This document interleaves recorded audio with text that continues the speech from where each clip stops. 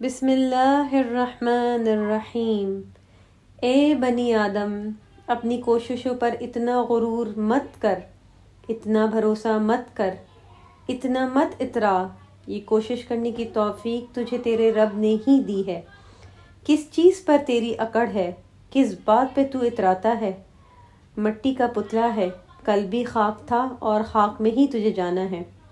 गुरूर और तकब्बर तो सिर्फ अल्लाह को ही जचता है, जो इस पूरी कायनात का मालिक है। ए बनी आदम, अपने अंदर आजिज़ी पैदा कर, क्योंकि मैंने देखा है कि हुनर सड़कों पर तमाशा करता रहता है और किस्मत महलों में राज करती है। तो अल्लाह पर भरोसा कर, अपनी कोशिश पर नहीं। अस्सलामु अलैकुम वरहमतुल्लाहि वबरकातुहू। मेरी यूट्यूब फैमिली, कैसे हैं आप सब लोग? उम्मीद करती हूँ आप लोग बिल्कुल ठीक ठाक होंगे, पॉजिटिव जी रहे होंगे, पॉजिटिव ख्यालों के साथ आगे चल रहे होंगे और अपने सारे पास्ट जो कि आपकी टेंशनों से भरे हुए थे कभी या कुछ मसले मसाइलों से, उनको छोड़कर आगे बढ़ने की हिम्मत पकड़ रहे होंगे।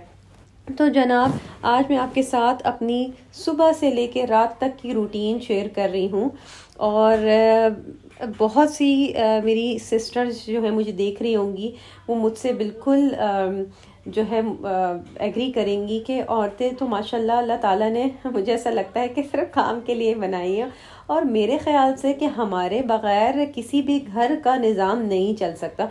और ऐसी ही है, मर्द को कमाने के लिए और दूसरी जिम्मेदारी पूरी करने के लिए बनाया गया है और औरत को घर। और यकीनन बड़े बुजुर्ग बिल्कुल ठीक कहते हैं कि घर औरत से बनता है, घर औरत बनाती है और बर्बाद भी औरत ही करती है। तो जनाब, आज की शुरुआत हो रही है नाश्ते से और माशाल्लाह माशाल्लाह माशाल्लाह अल्हम्दुलिल्लाह, अल्लाह ताला का बहुत करम है जिसने हमें हर चीज़ अता की। ना कि सिर्फ ओढ़ना पहनना, बल्कि जीना, सुबह का हमारा आँख खुलना, हमारा खाना, हमारा पीना, हमारा उठना बैठना, चलना, सोचना। अल्लाह ताला का हर वक्त शुक्र अदा करते रहे, क्योंकि हम जितना शुक्र करेंगे अल्लाह ताला हमें उतना नवाजेगा। और ये नहीं कि कभी कभी बहुत सारे लोग ये सोचते होंगे कि हम इतनी दुआएं मांगते हैं, हमारी दुआ कबूल क्यों नहीं होती है।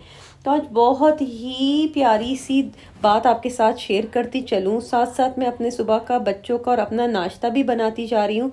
नाश्ता कुछ ख़ास नहीं, बस सिंपल जो है, किसी ने फ्राई एग मांगा था, तो किसी ने ऑमलेट, तो किसी ने जो है स्क्रैम्बल। तो बस माशाल्लाह 6 जने हैं मेरे हटके, 5 बच्चे और हस्बैंड, तो सबके अलग अलग हैं कि कोई पराठा मांग रहा था तो कोई ब्रेड। मेरी कोशिश ये होती है कि अगर मैं सिर्फ अंडे ही बना रही हूँ तो अंडे ही बनाऊँ।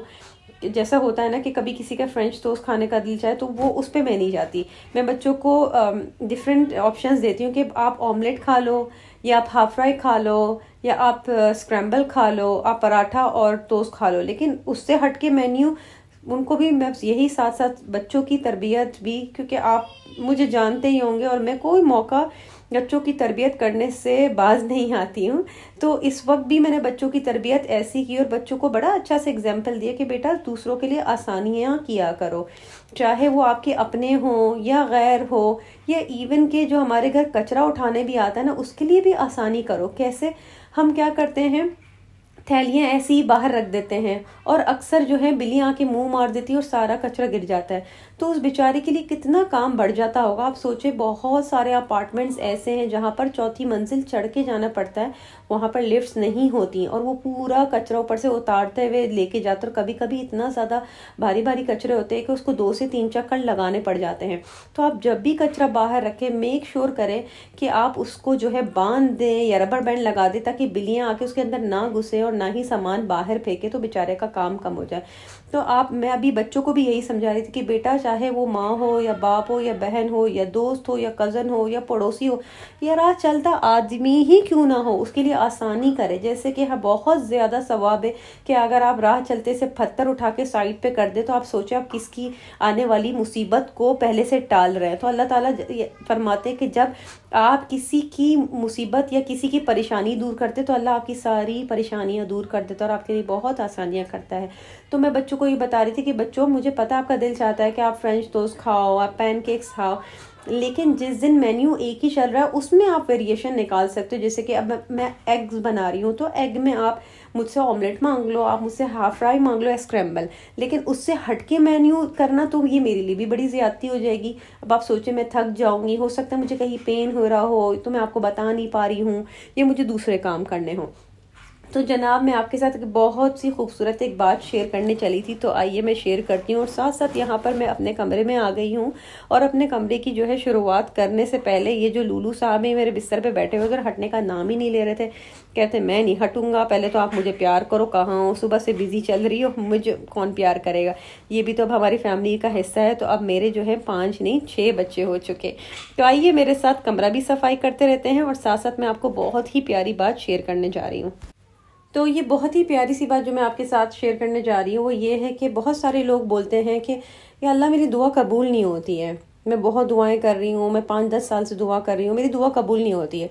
तो बड़ी ही प्यारी बात शेख आसिम अल हकीम, अगर हम उनको फॉलो करते तो ज़रूर फॉलो कीजिएगा। बहुत ही सिंपल वर्ड्स में जो है हमारे दीन को और इस्लाम को वो समझाते हैं।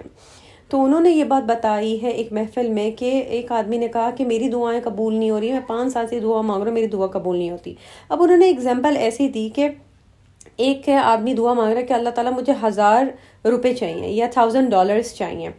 तो एक तो ये हो गई कि अल्लाह ताला ने आपको किसी रिलेटिव के थ्रू, किसी कज़न के थ्रू, किसी माँ बाप के थ्रू, किसी के थ्रू भी $1000 दिलवा दिया, ठीक है। ये हो गई दुआ नंबर 1। अब दुआ नंबर 2 कैसे एक्सेप्ट हुई कि आप जा रहे रोड पे और आपकी गाड़ी का एक्सीडेंट होने वाला है, जिसमें आपकी गाड़ी का बम्पर शीशा वगैरह सब टूट जाता है और आपको $1000 का खर्चा पड़ जाता है, लेकिन कुछ मिलीमीटर से आपने कुछ करके वो एक्सीडेंट रुक गया। तो इस तरीके से अल्लाह ताला ने जो आपने $1000 की दुआ मांगी थी, अल्लाह ताला ने आपको उस एक्सीडेंट से बचा के आपका $1000 का खर्चा बचा के आपको दे दिया, डिक्रीट कर दिया। तो इस तरीके से आपको $1000 मिल गए। अब तीसरी जो चीज़ होती है ना, वो आपको कैश की सूरत में मिलेगा, ना आपको वो कोई एक्सीडेंट प्रिवेंट होने से मिलेगा।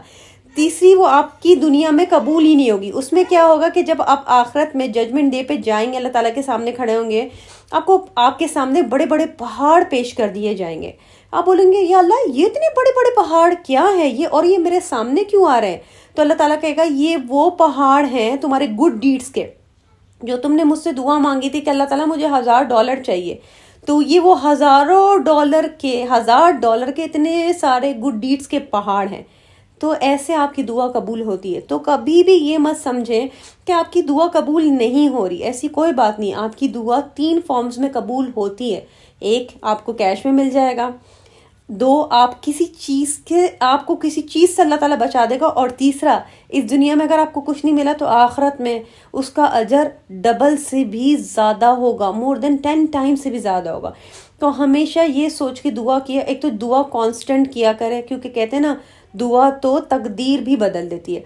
और कभी मायूस ना होया करें, अल्लाह ताला से तो हमें कभी मायूस नहीं होना। अल्लाह ताला को तो सिर्फ कुन कहने की ज़रूरत है और वो तो हर चीज़ कर देता है, लेकिन वो उस वक्त करता है जब हमारे लिए बेहतरी होती है और हमें वो बात समझ में नहीं आ रही होती है। तो ये इतनी खूबसूरत बात मुझे लगी जब मैंने इनका लेक्चर सुना, तो मैंने सोचा था कि मैं अपने प्यारे प्यारे बहन भाइयों के साथ इसे ज़रूर शेयर करूँगी।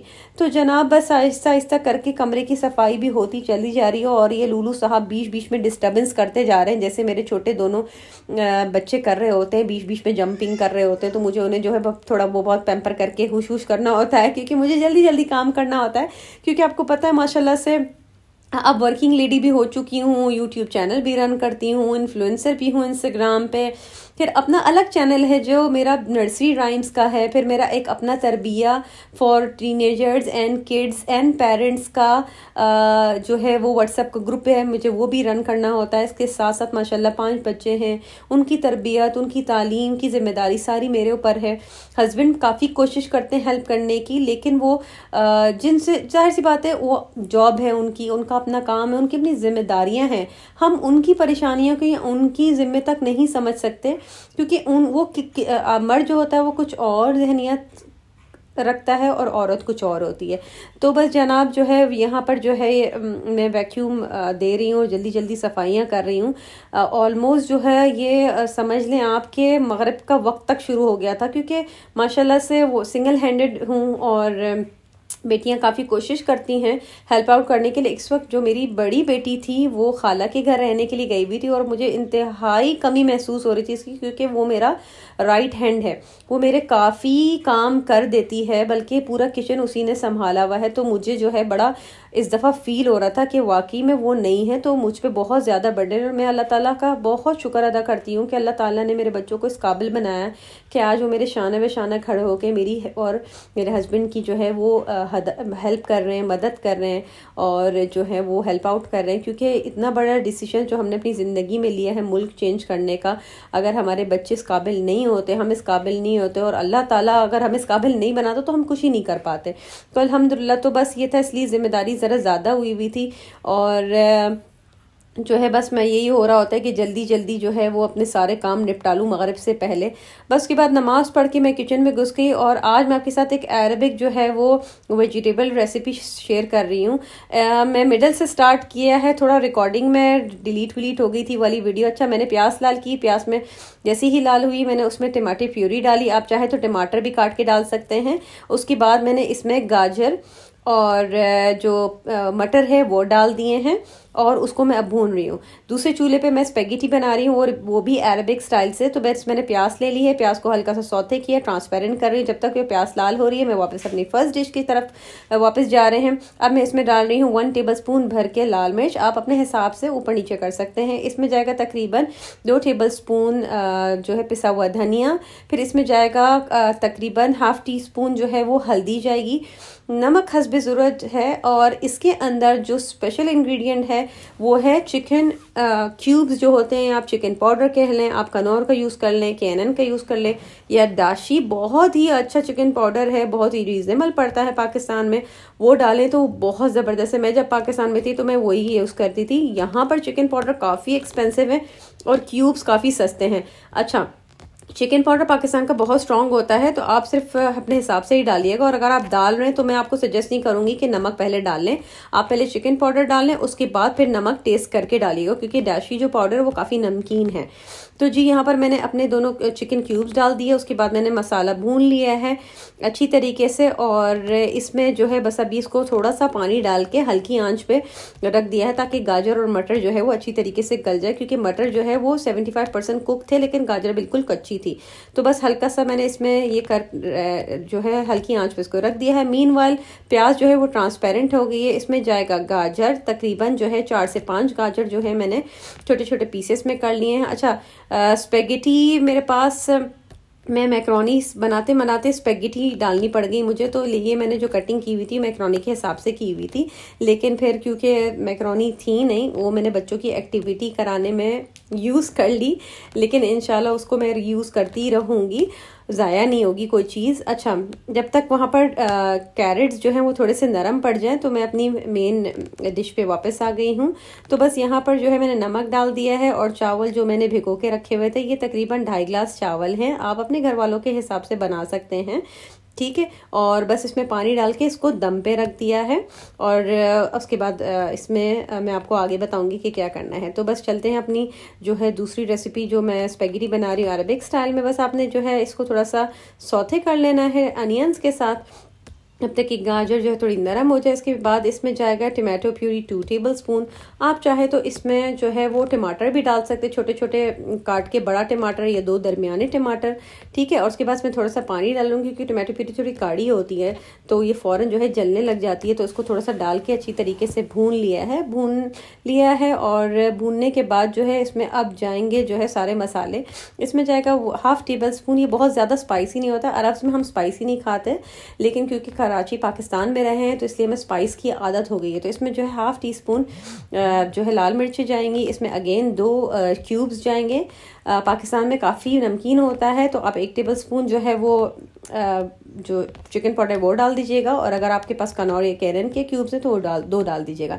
फिर इसमें जाएगा 1 tablespoon soya sauce, 1 tablespoon vinegar, ठीक है। और उसके बाद आपने अच्छी तरीके से सबको मिक्स कर देना है। इसमें 1/2 टेबलस्पून लहसुन भी जाएगा, उसको अच्छी तरीके से आपने मिक्स कर लेना है। थोड़ा सा पानी डाल के इसको अगेन जो है वो ग्रेवी थोड़ी सी बनानी है, क्योंकि स्पेगेटी या मैकरोनी में हम लोग थोड़ी सी ग्रेवी पसंद करते हैं, बिल्कुल ड्राई नहीं रखते हैं, क्योंकि चाउमीन जो बनता है वो काफ़ी ड्राई होता है। लेकिन ये जो अरबिक स्टाइल स्पेगेटी या मैकरोनी, ये थोड़ी सी जो है वो वेट सी होती है, थोड़ी सी इसमें ग्रेवी सी होती है। फिर इसमें जाएगा जो है वो हरी प्याज जाएगी, इसमें जाएगा बंद गोभी जाएगा, और इसमें जाएगा आपकी शिमला मिर्च मेरे पास ख़त्म हो गई थी इसलिए मैंने नहीं डाली। इसमें कोई किसी चीज़ की ममानियत नहीं है। If you want you can add capsicum और कैरेट्स, या आपको जो है इवन के फूल गोभी भी डाल सकते हैं। हम अरब में फूल गोभी भी डालते हैं, वो भी मेरे पास नहीं थी। तो इसमें किसी चीज़ की वो कोई हार्ड एंड फास्ट रूल नहीं है। You can add anything, any vegetable you want. इसमें आप मटर भी डाल सकते हैं, इसमें आप बीन्स भी डाल सकते हैं, इसमें आपकी मर्जी है। उसके बाद स्पेगेटी बॉईल करके वो मैंने वो डाल दी है और अच्छी तरीके से मिक्स कर लिया। थोड़ा सा पानी डाल के दम पे रख दिया है, क्योंकि ये काफ़ी ग्रेवी होती है, हल्की सी हमें ड्राई करनी होती है। तो बस जनाब, अब मैंने दूसरा फ्राई पैन रख दिया है, और ये जो मैं चावल जो सब्जी का पुलाव आप इसे कह सकते हैं, लेकिन ये अरब में जो है अरबी स्टाइल में मैं बना रही हूँ। तो इसके साथ हमारे पास फ्राई किए हुए फ्राइज़ कह सकते हैं हम, उसको बटाटा कहते हैं, अरबी में तो बटाटा कहते हैं आलू को।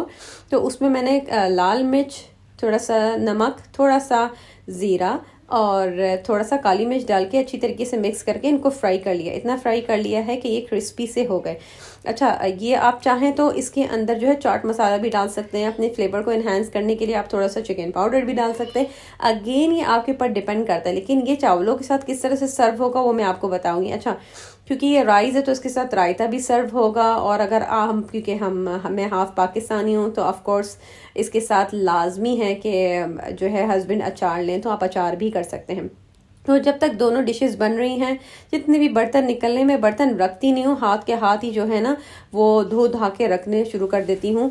और साथ साथ मेरी इस्तग़फ़ार की तस्बीह ज़रूर जो है वो ज़बान पे रहती है। अस्कार हमेशा अपने ज़बान पे रखा करें, ये बहुत ज़रूरी है। आपको हर किस्म की मुसीबत, परेशानी, बला, नज़र, जादू से बचा के रखते हैं। और इस्तग़फ़ारुल्लाह तो हमें हर वक्त पढ़ते रहना चाहिए, क्योंकि हमें छोटे से गुनाह और बड़े से बड़े गुनाह से भी बचा के रखती है, और इसकी जो है बहुत ज़्यादा सवाब भी है। तो बस अभी डिश आउट कर लिए है राइस, और उसके ऊपर इस तरीके से जो चिप्स है वो फैला देंगे, और साथ साथ स्पेगेटी भी सर्व हो गई है। तो ये है हमारे अरबिक स्टाइल में वेजिटेबल पुलाव, और अरबिक स्टाइल में जो है वो मैकरोनी। और होपफुली आपको ये पसंद आई होगी, आप भी बनाइएगा और मुझे शेयर कीजिएगा कि आपको कैसे लगी। इस वक्त मेरे घर पे जो है इत्तेफाक से माशाल्लाह से मेरे देवर आ गए थे, तो वो भी ट्राई करके यही कह रहे थे कि ये पाकिस्तानी स्टाइल में तो नहीं बनी है, थोड़ी सी डिफरेंट सी लग रही है। तो मैंने उनको बताया कि नहीं, अरबिक स्टाइल में हम लोग जो आपके घर पाकिस्तान में आलू मटर चावल बनते हैं, हमारे यहाँ आलू नहीं डाले जाते, लेकिन बाकी सारी सब्जियां डाली जाती है। इस वक्त इसमें कॉलीफ्लावर, बीन्स और मटर और कैप्सिकम कम है, ये सारी सब्जियां इसमें डलती हैं। और इसको जो है बटाटा और काफ्ता कबाब से सजाया जाता है, वो दोनों चीज़ें मिसिंग हैं। इंशाल्लाह ताला मैं आपके साथ काफ्ता कबाब की रेसिपी भी ज़रूर बहुत जल्द शेयर करूँगी। तो इसमें बड़ी लेकिन मेन जो रेसिपी वो यही है कि सारी सब्जियां चावलों के अंदर, और उसके ऊपर इस तरीके से आलू जो है पूरे बिखेर के जो है फिर इस तरीके से खाया जाता है।